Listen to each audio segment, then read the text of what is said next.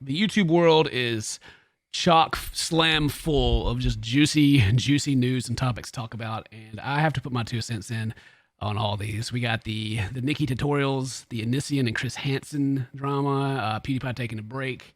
But before all that, I want to say congratulations to Crank Gameplays for reaching 1 million subscribers. That big 1 million. Freaking awesome, dude. Glad you got there.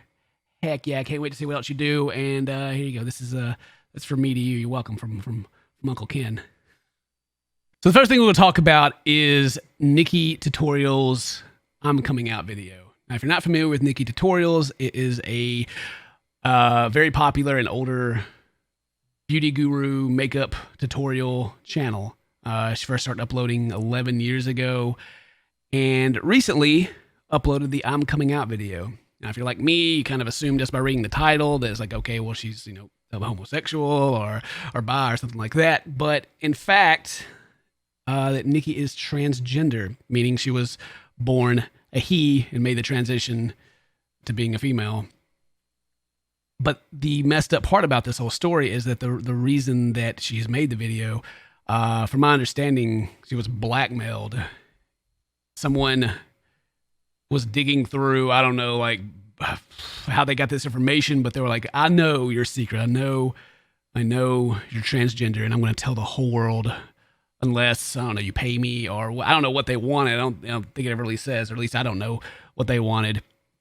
And so they took away her chance to tell it herself, which is so, imagine being someone like that. Imagine finding something out like this and being like, yeah, that popular YouTuber, oh yeah, I'm just going to go out there and I'm just going to tell the whole world. I'm going to tell them that I'm going to do it first, so they'll give me something or do whatever I want, or I don't know. But Nikki played the ultimate reversal card, pulled out the big Uno reversal card, and took the power back, made the announcement herself. It was trending on YouTube. At the time of me looking at this, it has like almost 30 million views. And even though the reasoning for making the video, all that sucks, I'm glad that she took the power back and made the announcement herself. And now, aside from the blackmail part, or the being forced to make it, or well, not forced, but choosing to make it, the other part that bothers me is the comments, the people, the straight people that this doesn't affect at all are coming to the comment section and they're like, you've lied to me. How could you? All these years, you owe me. The subscribers and viewers that are like, oh well, I knew, I could tell the whole time that she was a he because of the way they look, and or just the general hate. You can imagine something like this on the internet, and just the kind of cesspool human beings come out and start keyboard warrioring up and saying terrible things. It doesn't make sense to me. It doesn't. Like, while the blackmail part, it's the scum of the earth, these kind of people that have come out around this, and it's very small. It's a minority, but just imagine being someone like that. And this a comparison, which it's a very far apart comparison, but I'm just going to make this anyway. Like if they announced that Batman was gay, and just the outrage that would cause, that a fictional character in its sexual preference was not what you thought it was. Now, she's very real, but the effect, the reach that they have is very similar. It doesn't affect you at all whether or not Batman's gay or not. But yeah, if you're a straight person, like, what do you care, right? So I never really understood. I guess what I'm saying is I never really understood why people that have no dog in the race care so much. Like, why? Just why? So I wish Nikki all the best. I'm glad that she took her power back, and I hope all the success in her future. And whoever made her make this decision, whoever was behind the scenes trying to do whatever evil thing they were trying to do, I hope they just burn in a terrible fire. So the next bit we're going to talk about is a pretty easy one. My boy Pewdiepie is taking a break from YouTube. Now, and this is a complete break. Like, no videos are going up. No other projects are being done. Just done. And that, I think, is freaking awesome. Now, it's a very scary thing for a YouTuber to do. Very scary thing for a YouTuber to do. Like today, if I didn't make another video and I just stopped, my channel would just probably just cease to exist.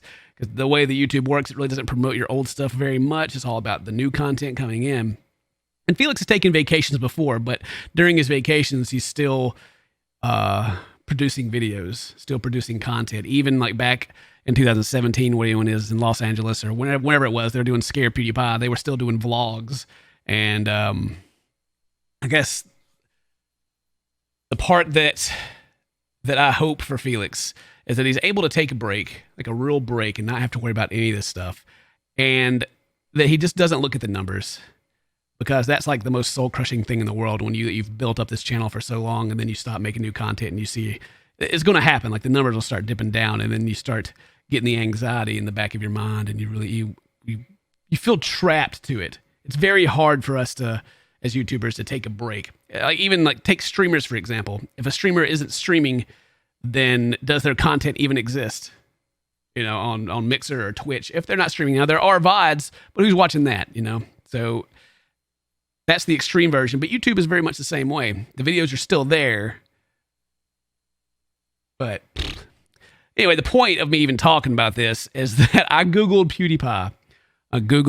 And the very first thing that pops up is, thank God PewDiePie is finally gone. I mean, come on. He takes a break, and then this person writes this article, and more than likely, this is like one of the clickbaity articles of like, oh, thank God he's gone, and people will go click on it, he's going to get a bunch of hate, and all that and the other. And I think, there's another one here. PewDiePie bids goodbye to YouTube with final video. Even though right at the beginning of the video, he says he's not quitting. But the author of the Thank God PewDiePie is finally gone made a tweet that says, I wish I cared about anything as much as PewDiePie's fans care about PewDiePie. Well, I mean, you wrote a whole article about him. And of course, the article's got all the high points, all the past, you know, things. And the weirdest part to me, aside from him saying, I actually love PewDiePie, I really do, in the article, which, I don't know, sure, okay. Okay, boomer. I know PewDiePie is a very easy target. Like, out of everyone on YouTube, he's definitely just the easiest and most abusable target that they have. And he replies back and makes videos, and they get more views. I don't know, more clicks. I don't really know how their stuff works, and there's so many other things going on.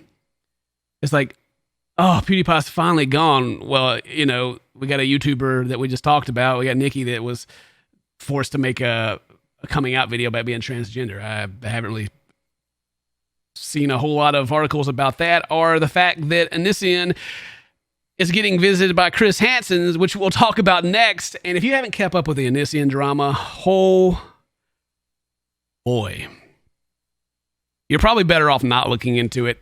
I'm not going to go into a lot of details about it, but if Chris Hansen's knocking on your door, then you can kind of gather where that's all going, right? You know, if Chris Hansen, who they had the popular Dateline show, How to Catch a Predator, he he came and knocked on Onision's door, and they have videos up of, they have like the 911 call log.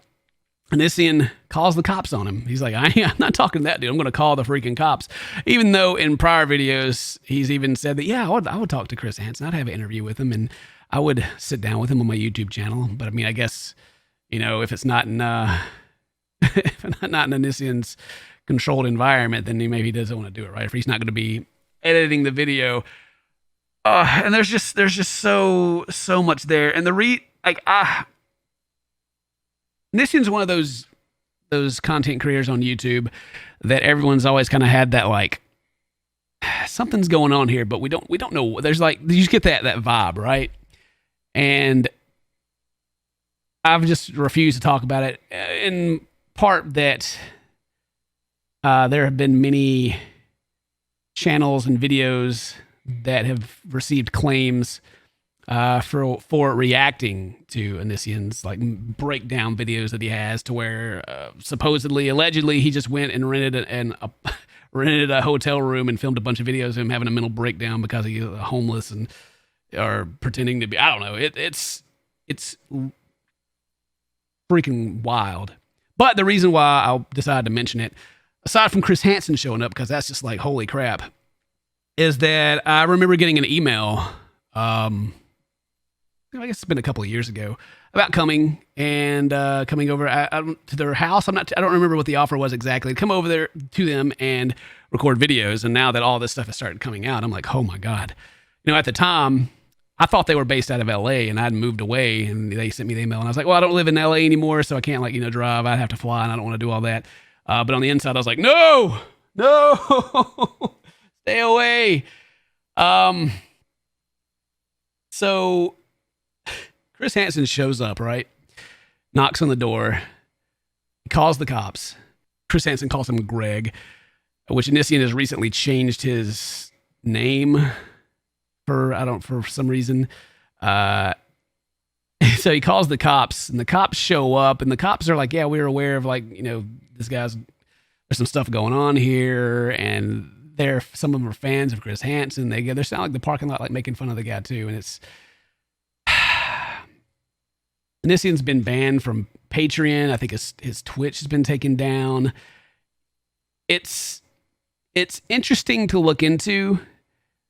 There's a lot of things going on and a lot of allegations out there. Maybe there's some really messed up stuff happening. And another thing about this whole thing that freaking puts the icing on the cake is after the Chris Hansen video, he came to knock on the door and they put up the video and they put up the 911 transcripts, that Onision is suing them. They're taking him to civil court, right? And there's another channel called Rep Xeon that has been making a lot of content, kind of covering a lot of this roller coaster ride of just insanity. That channel's also being sued, I believe.